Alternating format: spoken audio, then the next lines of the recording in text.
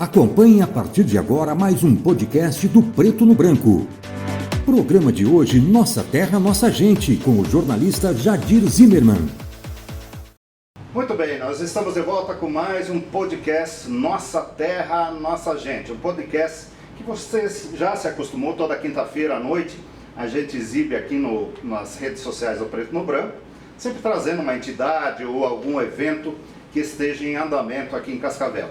E hoje eu tenho a satisfação de receber aqui o Leopoldo Furlan, ele que é presidente do Cindy Lojas. E por que ele está aqui hoje?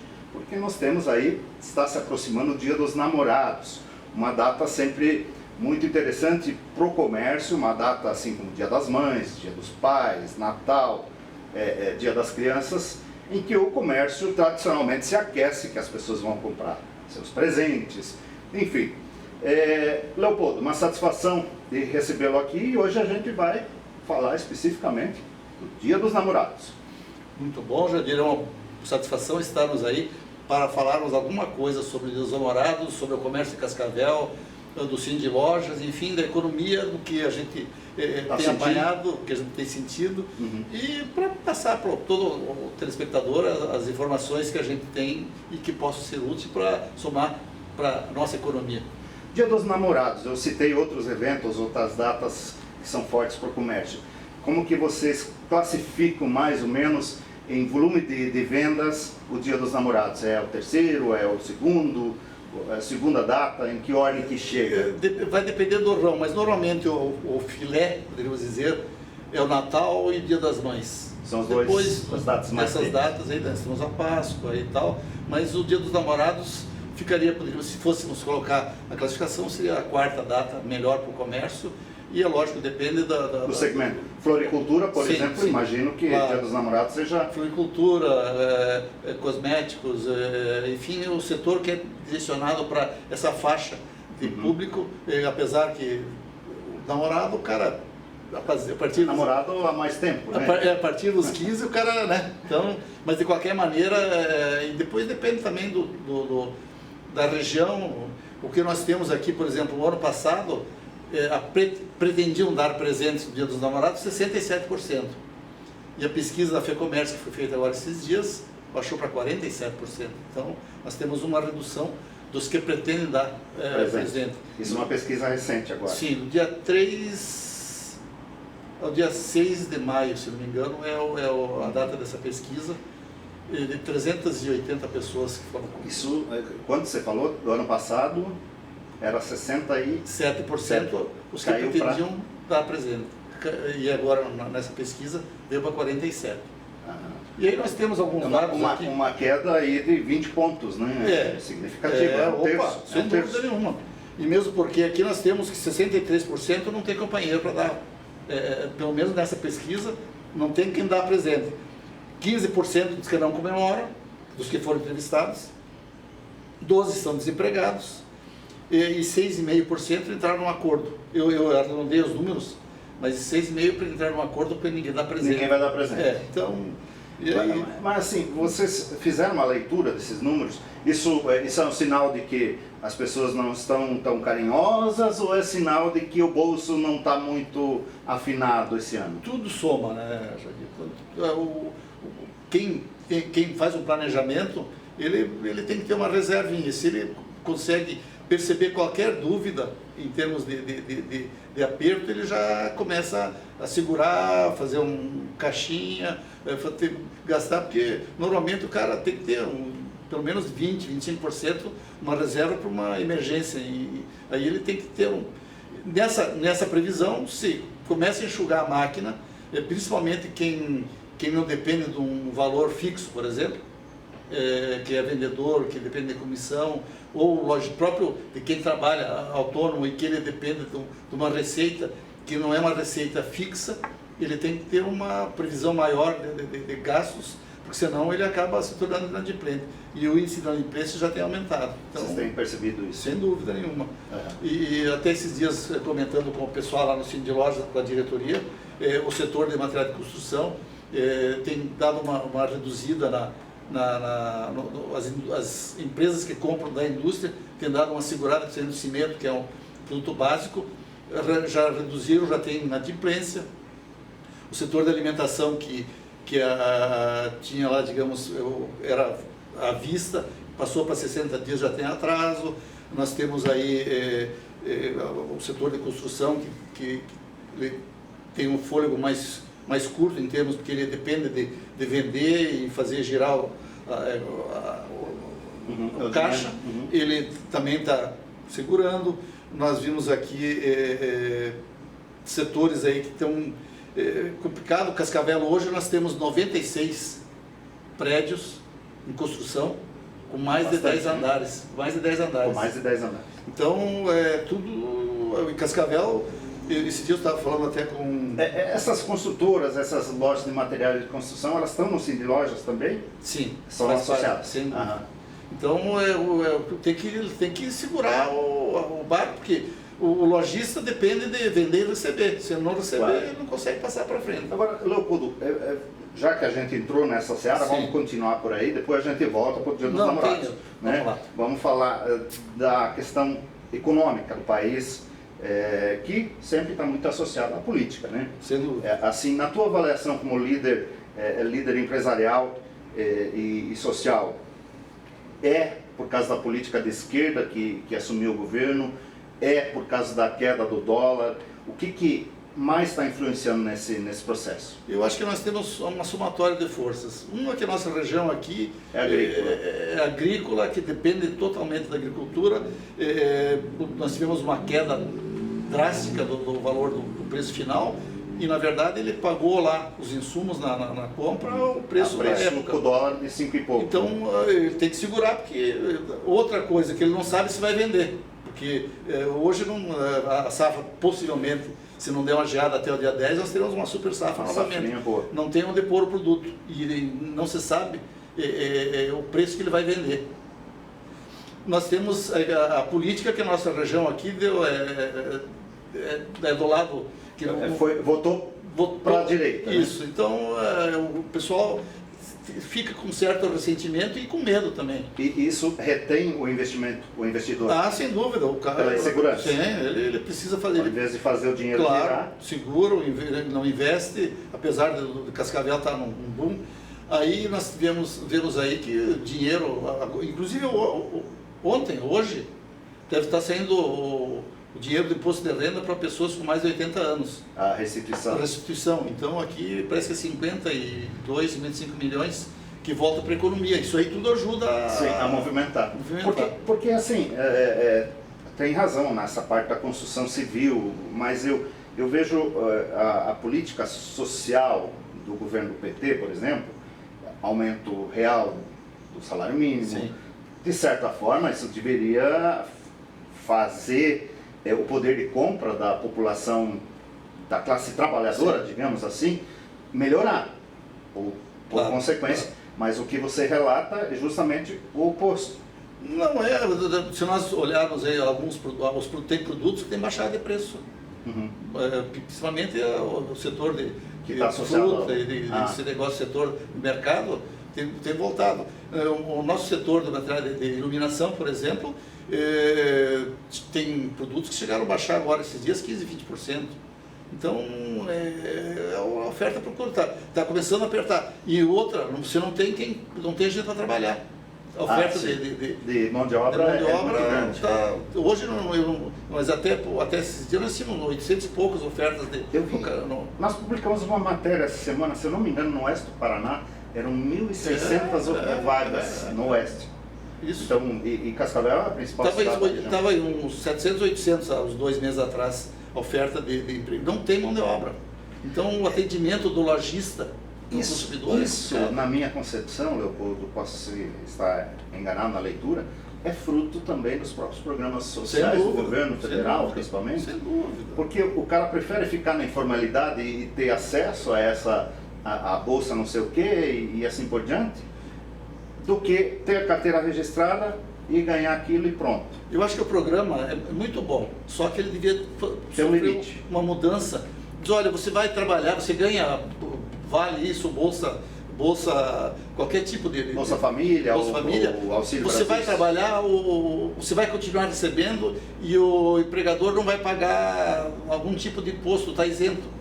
para que incentive ele a trabalhar. Nós temos o Senac, que tem 60% dos cursos sem custo nenhum. Então, olha, você vai receber a bolsa, se capacitar, mas você é obrigado a fazer um curso, ou você vai fazer um trabalho para voluntário, alguma coisa nesse sentido, para poder qualificar, porque ele é muito confortável, ele não querer estudar, não querer evoluir, e para ficar em casa, para não... sendo sustentado pelo governo. Claro. E aí carrega quem trabalha, porque alguém vai pagar a conta. Exatamente. Então, esse tipo de ajuste... Outra questão que eu penso que deveriam fazer, a questão do controle, inclusive, porque tem muita gente que faz chunchinho para continuar recebendo. Sim. E eu acho que deveria transferir para os municípios esse controle, que os municípios estão mais próximos da comunidade, já tem a Secretaria de Assistência Social. Sem dúvida, conhece, claro. Já tem entidades que sabem que tem um cadastro, quem de fato é pobre, que precisa, quem não está trabalhando. Teria um controle também mais próximo. Ficaria mais fácil, né? Porque tem toda a ação social, toda claro, são todos conhecidos, né? A maioria do cadastrado, é mais fácil de fazer a integração e fazer a coisa girar. Porque senão você simplesmente entra num sistema, esse sistema não conhece e cumpriu as regras. E é bem mais confortável, às vezes, ficar em casa sem evoluir ou pelo menos aprender algum ofício. E hoje tem uma oferta muito grande, né, de trabalho, pelo menos por enquanto. Diz que com a evolução daqui a pouco vão desaparecer várias, né? Mas vão surgir outras, né? Sempre. O cara que estuda é para ele que vai a bagagem, todo o conhecimento vem para ele. Então ele tem poder de fogo depois porque eu acredito, tomara que outubro, novembro, nós vamos começar a sentir o aperto sem dúvida. Mesmo porque diminui a arrecadação, o movimento acaba enxugando, quem trabalha por comissão ou quem depende do giro da mercadoria vai começar a apertar. Muitas vezes ele vai pegar um funcionário que ganha um pouquinho mais e vai trocar por um outro um pouquinho menos, ou talvez daqui a pouco um que seja maior, uma qualificação maior. E aí vai começar, nós teremos problemas, eu acho, nesse... Tomara que você esteja enganado. Eu também quero estar enganado. Vamos voltar para o Dia dos Namorados? Vamos. Como que... Você deu números antes de uma pesquisa a nível de Estado. Sim. Você acha que essa realidade vai se impactar também aqui em Cascavel? Sim, só que nós aqui em Cascavel sentimos menos. Menos porque a nossa economia é forte, né, como nós falamos antes do agro, é uma cidade polo. Nós temos aqui toda esse pessoal universitário estudando, nós temos serviços de saúde muito forte. Toda a região, mesmo indústrias que dão manutenção, que fazem a coisa acontecer a nível de região. Então, Cascavel, ela sente menos, mas de qualquer forma, ela, né, o Dia dos Namorados, normalmente, e eu tenho aqui uma estatística, eu acho que 60%, não tenho, mas tem o ticket médio, por exemplo, que era de 148, passou para 162 o ticket médio. E o resultado da carruagem vai aumentar. Apesar que esse cliente, para o Dia dos Namorados, que mora na região, normalmente ele compra mais na região. Vai comprar menos na internet. Certo. Essa é uma pergunta que eu iria fazer mesmo. Essa questão da internet está na moda hoje do cidadão entrar num site confortável ou pelo celular, não sair de casa, não sair do seu trabalho, faz a compra, daqui a uns 2, 3 dias recebe, até isso está ágil, né? A entrega das mercadorias pela internet. Mas quais as vantagens de se comprar localmente? Bom, uma que você está comprando que você conhece, você tem que trocar a mercadoria, principalmente o setor que está vendendo calçados, confecções, bolsas, esse setor que normalmente quem ganha ou quer trocar de cor ou não serve, ou tem que adaptar. O risco, às vezes, de não receber no prazo.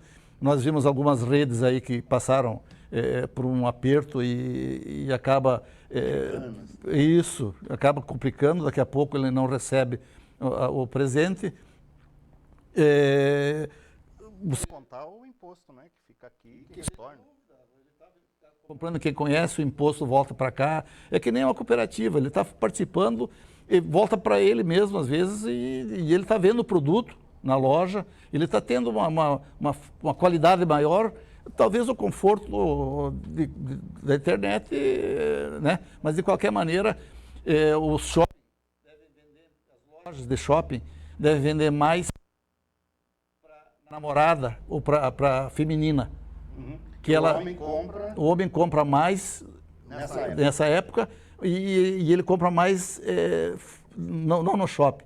E a mulher, por uma questão até de segurança, às vezes vai no shopping, então tem esse tipo de hábito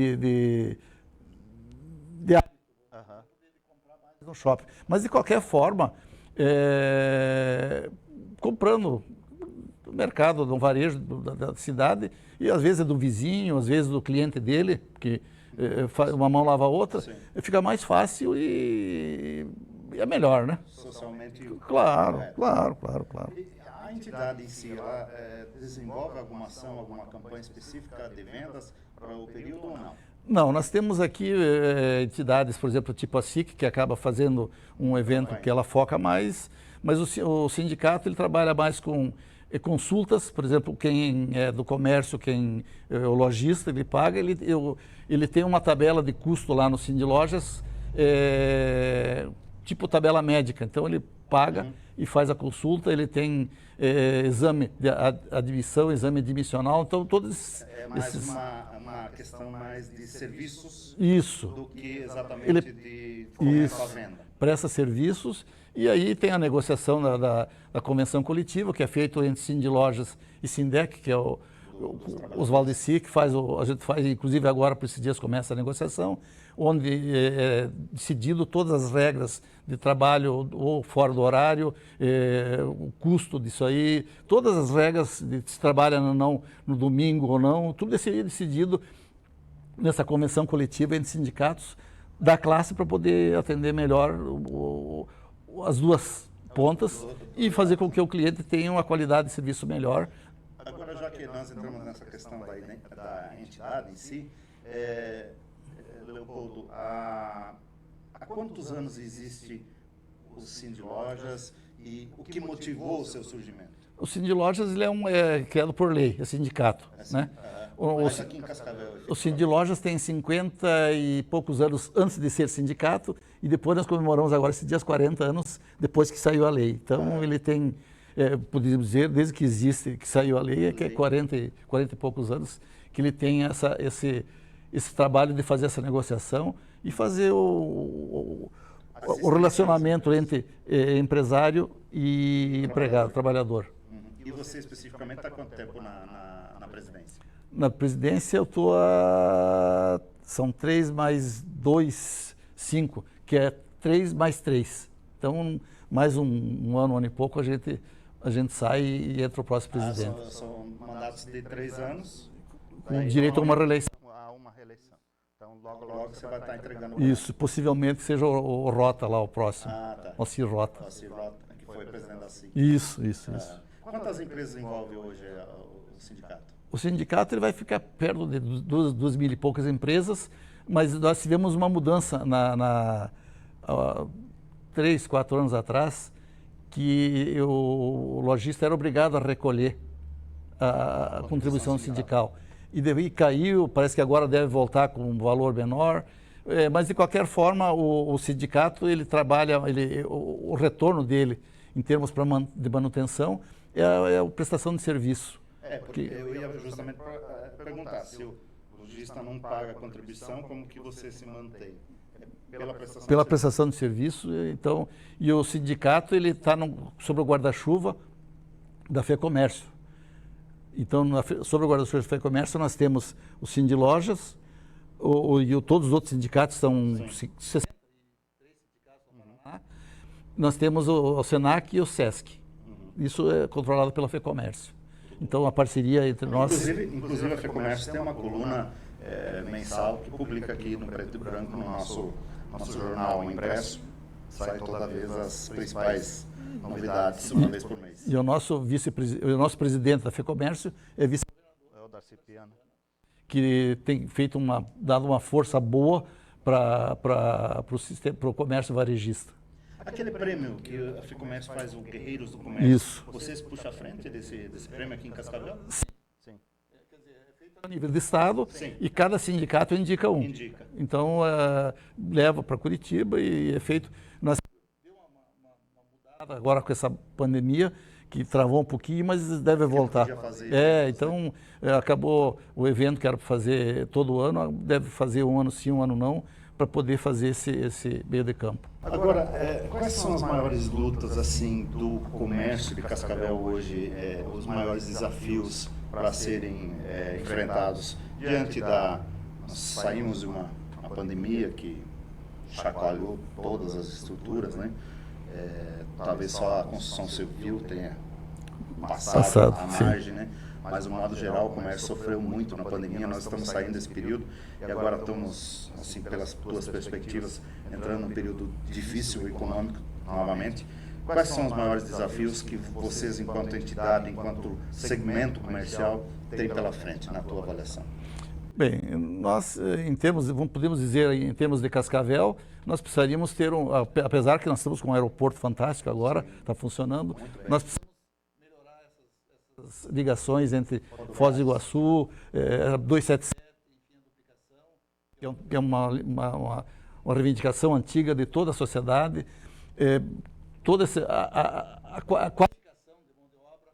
Nós temos aqui é lógico que a partir do momento que nós tivermos a duplicação, vai ser mais fácil, mas nós, por ser uma região de fronteira, nós temos problema de segurança, nós temos problema com o comércio da região, que queira ou não, o Paraguai incomoda um pouquinho, porque às vezes o cliente vai comprar lá e não incomoda só o lojista, o próprio comprador, porque às vezes ele vai comprar lá e ele traz o produto e ele acaba tendo problema de assistência, ele não tem para quem reclamar.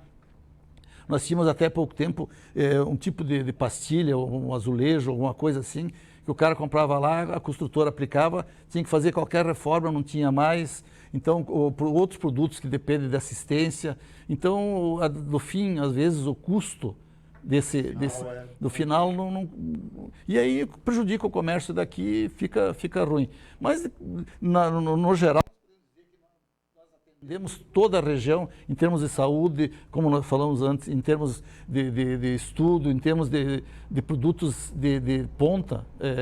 Tanto é que toda a área que faz todo esse trabalho de qualidade, nós temos indústria aqui, tipo a Carelli, que ela manda produto lá para a Alemanha, produto que é trabalhado aqui. Então nós soja em grão. Hoje nós estamos mandando o frango, estamos mandando o salame pronto, o produto acabado. Isso aí tudo agrega valor e nós temos aqui também tecnologia, e eu digo isso porque uma época, quando aconteceu ali em Santa Teresa, aquela Singenta lá, que eu fui lá, era de chorar quando deu aquela invasão.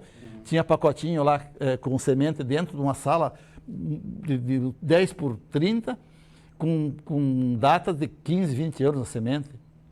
Então, quanta coisa que a gente tem, quanto investimento nessa área de tecnologia que a gente tem que somado, e daqui a pouco nós estamos exportando tecnologia e produto de qualidade, né? Interessante que você falou tecnologia. Na semana passada teve aqui o presidente da Fundetec, justamente para falar da Tecnovação. Eu fui lá. Uhum. É impressionante quanta coisa tecnológica que nós temos aí pela frente para ser aproveitada. Né? E o próprio show rural, nós tivemos o pessoal lá que fizeram startups e um monte de evolução. Essa piazada está ligada em 220, tem toda a corda.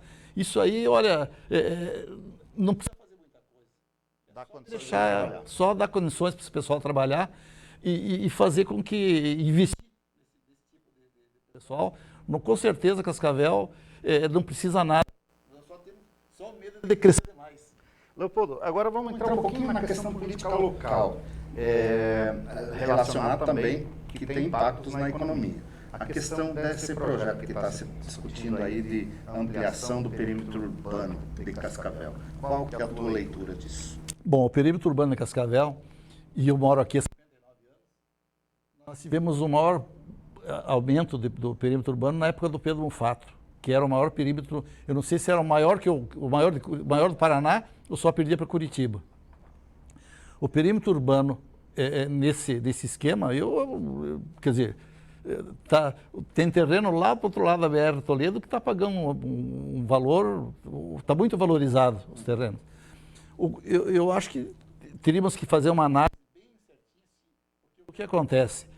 Nós, na época que transformou, nós tínhamos um custo de, digamos, de 5, 6 quilômetros de um bairro para o outro, para o transporte coletivo, para manter o asfalto, para levar a luz, para fazer estrutura, água, enfim. Isso aí tudo reflete no custo da máquina. Fica pesado, né? Mas pelo que Cascavel está crescendo, eu acho que é por aí. Não sei se nós daqui a pouco não vamos sentir alguma diferença. Outra coisa que nós tivemos também, e nós reclamamos na época, que foi feito aquele aumento dos loteamentos e aí e estreitaram as ruas. Então agora nós estamos sentindo a diferença. As ruas que foram estreitadas e lá por outro lado está ruas largas ou nós tivemos um estrangulamento.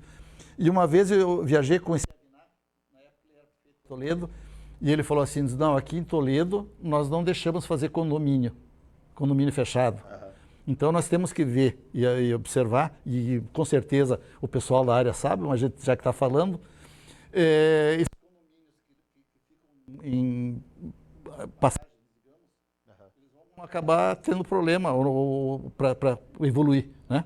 Se for fim de linha, tudo bem. Mas esses que ficam no caminho para chegar. Sem dúvida, estreitamento de ruas ou aberta, talvez daqui a pouco a gente acabe sofrendo com essa expansão, mas isso é da natureza, né? Daqui a pouco a gente não está mais aqui, mas Cascavel e Santa Teresa, Cascavel e Toledo, o Céu de Alvorada estarão unidos desde aquele projeto que nós tínhamos aí de fazer uma avenida Cascavel-Toledo, de fazer todas as indústrias, eu acho que foi na época do Salazar. Não foi na época que o Scavinato também era prefeito de Toledo? Que era o prefeito de Cascavel. Eu não me recordo, mas teve uma conversa envolvendo o Scavinato para fazer algo num projeto. Tipo um corredor industrial, né?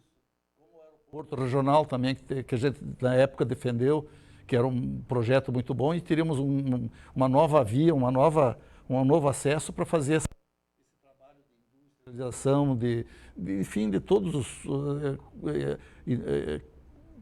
qualquer tipo de produto que precisa um estudo bem planejado, eu acho que ficaria bom. Mas, de qualquer maneira, eu acho que Cascavel, a longo prazo, deve dar um resultado positivo, o aumento do perímetro urbano.